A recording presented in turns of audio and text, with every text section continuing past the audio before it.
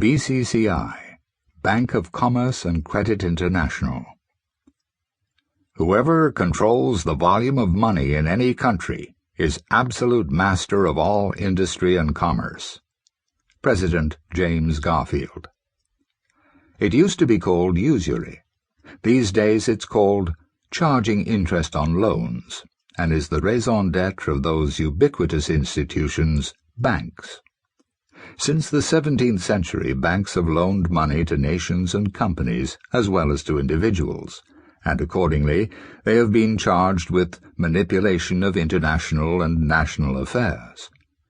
According to the True Conspiracies website, the following, among other sins, can be laid at the reinforced doors of the banks. Boom and bust cycles, along with the depressions, stock market crashes, and wars, are deliberately caused to make people lose money to the conspirators. They also weaken the people and tame governments into accepting the conspirators' solutions. The history books controlled by the conspiracy do not tell the full truth on why many events happen. For example, the conspirators blame slavery for the American Civil War, but the real reason was to establish a central bank in the USA and to force a war to enable them to lend money at interest.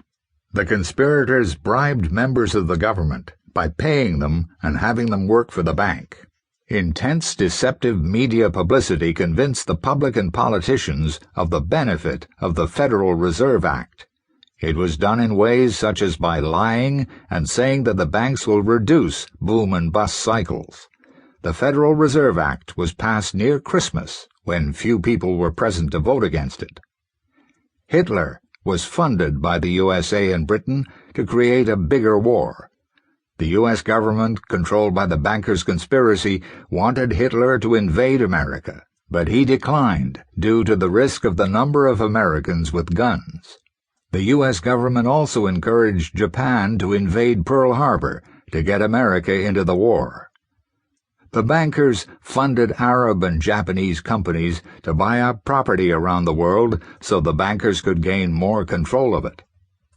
Manipulation of agriculture has and will be used to force the population to accept the conspirators' demands, such as having to surrender guns to get food.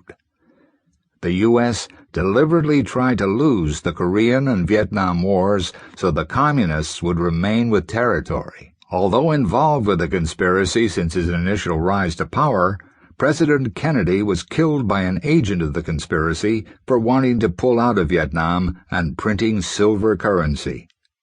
Many countries now with conflicts had peace until the influence of international bankers' conspiracy. The collapse of the Soviet Union was a hoax to fool the world into a false sense of security, and also to slowly cause the world to accept communism. The bankers funded the Soviet Union to create an arms race, which cost time and money. Also, it caused the nations to gladly surrender their arms in the name of peace, so that the goal of a one-world army could be formed under the control of the United Nations. In World War II, the U.S. and British governments, controlled by the bankers, succeeded in getting the Soviet Union to control much of Eastern Europe. They can control the weather for biological warfare. They are deliberately ruining the environment to gain more control. Phew! And there's plenty more where that came from. In the fevered minds of some conspiracy theorists, the banks are run by a cabal of families, principally the Rothschilds, the Warburgs, Loebs, and the Rockefellers, who hammer out their joint policy in the Bilderberg Group and implement said policy via various front organizations, the Bank of England, the Federal Reserve, the International Monetary Fund, and the World Bank all hold a special chill place in the hearts of the conspiracy theorists as the business end of the international banking conspiracy.